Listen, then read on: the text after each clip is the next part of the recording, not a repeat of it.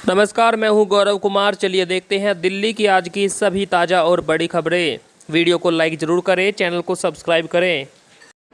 मुख्यमंत्री अरविंद केजरीवाल बोले, दिल्ली के सरकारी अस्पतालों में 6,800 नए बेड किए जा रहे तैयार। अरविंद केजरीवाल ने आज मयूर विहार फेज 1 में रैंप सर्विस रोड साइकिल पथ का लोकार्पण किया। इस दौरान उन्होंने कोरोना की संभावित तीसरी लहर से निपटने की तैयारियों को लेकर कहा कि सरकारी अस्पतालों के लिए 6,800 नए बेड तैयार किए जा रहे हैं। ये बेड 6 महीनों में बनकर तैयार हो जाएंगे। अभी दिल्ली के सरकारी अस्पतालों में 10,000 बेड है। ये 70% का इजाफा है। स्कूल खोले जाने पर छात्रों ने किया केजरीवाल सरकार का धन्यवाद। दिल्ली में 1 सितंबर से स्कूल खुल जाएंगे। इस फैसले से छात्र खुश हैं और सरकार को धन्यवाद दे रहे हैं। उन्होंने कहा कि सरकार का ये फैसला बिल्कुल सही है। हम भी कोविड गाइडलाइन का पालन करेंगे, सैनिटाइजर और सोशल डिस्टेंसिंग को नहीं भूलेंगे, अच्छे से पढ़ाई भी करेंगे। छात्रों ने बताया कि वे घर में बैठे बैठे बोर हो रहे थे। उनका ये भी कहना है कि ऑनलाइन क्लासेस से ज़्यादा समझ में नहीं आता। चांदनी चौक में अब चलेंगे विंटेज लुक वाले इलेक्ट्रिक कार। चांदनी चौक इलाके में मोटर वाहनों पर प्रतिबंध लगाने के बाद अब दिल्ली सरकार यहां विंटेज लुक वाले इलेक्ट्रिक कार चलाने की तैयारी कर रही है। परिवहन विभाग ने इसके लिए एक्सप्रेशन ऑफ इंटरेस्ट जारी किया है। लाल जैन मंदिर से फतेहपुर मस्जिद तक 11 ई कार्ट चलाए जाएंगे। यह परिचालन सुबह 9 बजे से रात 9 बजे तक होगा। त्योहारी सीजन पर केंद्र सरकार अलर्ट। देश में 30 सितंबर तक बढ़ाया कोविड प्रोटोकॉल। त्योहारी सीजन को लेकर केंद्र सरकार ने सतर्कता बढ़ा दी है। केंद्र ने देश भर में 1 महीने तक कोविड प्रोटोकॉल को बढ़ाने के लिए कहा। साथ ही स्थानीय प्रतिबंध लागू करने की सलाह दी है ताकि कोरोना संक्रमण को फैलने से रोका जा सके। केंद्रीय गृह सचिव अजय भल्ला ने कहा कि त्योहारों के दौरान अधिक भीड़ ना हो, इसका ध्यान रखें। टेस्ट, ट्रैक, ट्रीट, वैक्सीनेशन और कोविड के लिए उपयुक्त व्यवहार पर फोकस करें। दिल्ली में क्या है कोरोना की स्थिति, आइए डालते हैं एक नज़र। दिल्ली में कोरोना से पहले की अपेक्षा काफ़ी राहत है। पिछले 24 घंटों में 29 नए मरीज मिले हैं। अच्छी बात है कि इस दौरान एक भी मरीज की मौत नहीं हुई। 48 मरीजों को ठीक होने के बाद अस्पताल से डिस्चार्ज किया गया है। राजधानी में अब तक 14,12,212 लोग कोरोना को मात दे चुके हैं। वहीं 25,080 लोगों की मौत हो चुकी है। अभी कोविड के 393 मामले पूरी दिल्ली में मौजूद हैं। केजरीवाल सरकार ने पद्म अवार्ड के लिए दिए 3 नाम। पद्म अवार्ड्स के लिए मांगी गई सुझावों में दिल्ली सरकार ने 3 डॉक्टरों के नाम तय किए हैं। इसमें ILBS के vice chancellor SK Sarin, LNJP के medical director Suresh Kumar, Max के group medical director doctor Sandeep Budhiraja का नाम भेजा गया है। ये नाम उस कमेटी ने तय किए हैं जिसकी अध्यक्षता उप मुख्यमंत्री मनीष सिसोदिया ने की थी। दिल्ली में झमाझम हुई बरसात, लोगों को गर्मी से मिली राहत। राजधानी दिल्ली में उमस भरी गर्मी के बाद हुई झमाझम बारिश से लोगों ने राहत की सांस ली। भारी बारिश की वजह से जगह जगह जाम भी देखने को मिला। दिल्ली एंड्रयूजगंज फ्लाईओवर के पास ट्रैफिक की वजह से गाड़ियों की कतारें देखने को मिली।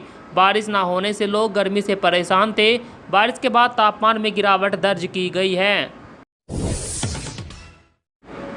जनधन योजना के 7 साल पूरे, प्रधानमंत्री मोदी बोले, इससे हुआ अनगिनत भारतीयों का सशक्तिकरण। मोदी सरकार की महत्वाकांक्षी योजना प्रधानमंत्री जनधन योजना को 7 साल पूरे हो गए हैं। इस मौके पर प्रधानमंत्री नरेंद्र मोदी ने देशवासियों को बधाई दी। उन्होंने कहा, इस पहल ने भारत के विकास की दिशा को बदल दिया। इस योजना ने आर्थिक समावेश के साथ अनगिनत भारतीयों को सम्मान का जीवन दिया और उनका सशक्तिकरण किया। आंकड़ों के मुताबिक भारत में इस वक्त 42 करोड़ से भी ज़्यादा जनधन अकाउंट है। राहुल गांधी ने भाजपा सरकार पर साधा निशाना। कहा, बीजेपी की आय 50% बढ़ गई और आम जनता की बढ़ी या नहीं। लोकसभा सांसद राहुल गांधी ने बीजेपी पर निशाना साधा। राहुल ने ट्वीट करते हुए कहा कि बीजेपी की इनकम 50% बढ़ गई है, लेकिन आम लोगों की आय में कोई इजाफा नहीं हुआ। दरअसल राहुल गांधी ने अपने ट्वीट में एडीआर की उस रिपोर्ट का जिक्र किया जिसमें बताया गया कि 2019 से 2020 के बीच भारतीय जनता पार्टी की इनकम में 50% की बढ़ोतरी हुई है। बता दें, बीजेपी को सबसे ज़्यादा चंदा इलेक्ट्रोल बॉन्ड के जरिए मिला है। आपको बता दें, देश में महंगाई बढ़ रही है लेकिन लोगों की आय नहीं बढ़ रही है। अब गाड़ियों पर होगा BH यानी भारत वाला नंबर, लोगों को मिलेगा फ़ायदा। जल्दी सड़कों पर एक खास सीरीज की नंबर प्लेट की गाड़ी देखने को मिलेगी जिसकी शुरुआत BH से होगी। यहाँ BH का मतलब भारत होगा। इस नई BH सीरीज के शुरू होने पर उन लोगों को राहत मिलेगी जिनका ट्रांसफ़र होते रहता है। उन्हें दूसरे राज्य में जाने के बाद दोबारा रजिस्ट्रेशन नहीं कराना होगा। सड़क परिवहन मंत्रालय ने सरकारी और प्राइवेट दोनों ही जगहों पर काम करने वाले कर्मचारियों के लिए इस नई सीरीज की शुरुआत की है। 1 सितंबर से नहीं खुलेगी दिल्ली यूनिवर्सिटी। दिल्ली में स्कूल कॉलेजों को 1 सितंबर से खोलने की अनुमति मिल गई है।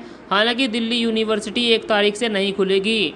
दिल्ली यूनिवर्सिटी प्रशासन के मुताबिक वे यूनिवर्सिटी खोलना चाहते हैं, लेकिन तैयारियों के लिए अभी और समय चाहिए। DU ने पूर्व में साइंस स्टूडेंट के लिए कॉलेज खोलने का फैसला लिया था, लेकिन फिर इसे वापस ले लिया। 31 अगस्त को एग्जीक्यूटिव काउंसिल की अहम बैठक होनी चाहिए, उसी में फैसला लिया जाएगा। खिलाड़ियों के लिए छत्रसाल स्टेडियम में बनेगा 5 मंजिला हॉस्टल। दिल्ली के छत्रसाल स्टेडियम में खिलाड़ियों के लिए 5 मंजिला हॉस्टल बनेगा। डिप्टी CM मनीष सिसोदिया ने कहा कि इससे खिलाड़ियों को फ़ायदा होगा और वे स्टेडियम में रहते हुए ही अपने खेल व ट्रेनिंग पर ध्यान दे सकेंगे। इस हॉस्टल पर करीब 21 करोड़ रुपया का खर्चा आएगा। ये hostel wrestling hall, medical room, physiotherapy centre, gym के साथ साथ अन्य अत्याधुनिक सुविधाओं से लैस होगा, जो 16 महीनों में बन जाएगा। दिल्ली में अगले हफ्ते शुरू हो सकता है 7वां सीरो सर्वे। कोरोना संकट के बीच दिल्ली में 7वां सीरो सर्वे अगले हफ्ते से शुरू हो सकता है। ये सीरो सर्वे अहम होगा क्योंकि बड़ी संख्या में लोगों का वैक्सीनेशन हो चुका है। सीरो सर्वे में ब्लड टेस्ट के सैंपल लेकर वायरस के लिए बनी एंटीबॉडी का पता लगाया जाता है। इससे पहले दिल्ली में 6वां सीरो सर्वे अप्रैल में हुआ था। उसमें 56% लोगों में एंटीबॉडी पाई गई थी। और अपने देश की वायुसेना की बढ़ेगी ताकत, रूस से जल्द ही राइफल्स खरीदेगा भारत। भारत और रूस के बीच एक खास समझौता हुआ है। इमरजेंसी प्रोक्योरमेंट के तहत रूस से 70,000 AK-103 राइफल भारत खरीदेगा। इन हथियारों का इस्तेमाल वायुसेना में 20 साल पुराने इंसास राइफलों की जगह की जाएगी। सेना को अपने सैनिकों की मारक क्षमता को मजबूत करने के लिए करीब 6.5 लाख राइफलों की ज़रूरत है। वायु सेना के लिए 4000 SI सौर असोल्ट राइफल खरीदने की तैयारी की जा रही है। और देश में कोरोना की क्या है स्थिति, आइए डालते हैं एक नज़र। देश में पिछले 24 घंटों में कोरोना के 46,759 नए मामले सामने आए हैं, जबकि 509 लोगों की मौत संक्रमण से हुई है। अब तक कुल 4,37,370 लोगों की मौत कोरोना से हो चुकी है। इस दौरान 31,374 लोगों ने इस बीमारी को मात दी है। देश में अब तक 3,18,52,802 लोग ठीक हो चुके हैं। एक्टिव मरीजों की संख्या 3,59,775 है। वहीं भारत में अब तक कुल 62,29,89,134 लोगों को कोरोना वैक्सीन दी जा चुकी है। IRCTC की खास सर्विस, टिकट कैंसिल होने पर तुरंत आएगा अकाउंट में पैसा। भारतीय रेलवे की सहयोगी कंपनी IRCTC ने एक खास सर्विस शुरू की, जिसके तहत टिकट कैंसिल करने पर यात्रियों को तुरंत रिफंड मिल जाएगा। बता दें, IRCTC के ऐप और वेबसाइट दोनों के जरिए खरीदे गए टिकट को कैंसिल कराने पर यात्रियों को यह सुविधा मिलेगी। IRCTC के इस ऐप का नाम iPay है। इस सुविधा के बाद अब यात्रियों को रिफंड के पैसों के लिए लंबा इंतजार नहीं करना पड़ेगा। अब तुरंत उन्हें रिफंड मिलेगा। ममता बनर्जी की पार्टी बोली, हमारी प्राथमिकता जनता है, जिस भी राज्य में जाएंगे सत्ता छीन लेंगे। टीएमसी प्रमुख ममता बनर्जी व पार्टी के महासचिव व उनके भतीजे अभिषेक बनर्जी ने एक साथ केंद्र सरकार व भाजपा पर निशाना साधा है। अभिषेक बनर्जी ने केंद्रीय गृह मंत्री अमित शाह को चुनौती दी कि यदि उनमें साहस है तो वे टीएमसी को रोक कर दिखाए। हम हर उस राज्य में आपसे सत्ता छीन लेंगे जहां हम जाएंगे। भाजपा सोचती है कि वह ईडी का उपयोग करके हम पर दबाव डाल सकती है, लेकिन हम उतने ही मजबूत होकर उभरते हैं। पबजी खेलने की लत, नाबालिग ने मां के अकाउंट से उड़ा दिए लाखों रुपया। मुंबई में पबजी की लत के चलते एक 16 साल के बच्चे ने मां के अकाउंट से 10 लाख रुपए खर्च कर डाले। इस पर जब माता पिता ने बच्चे को डांट लगाई तो वह घर छोड़कर चला गया। क्राइम ब्रांच के डीसीपी दत्ता नलावडे ने बताया कि लड़के ने गेम को और एडवांस लेवल पर ले जाने के लिए ऑनलाइन कई चीज़ें खरीद ली और धीरे धीरे अपनी मां के अकाउंट से 10 लाख रुपए खर्च कर दिए। बच्चे को खोजकर घर वालों को सौंप दिया गया है।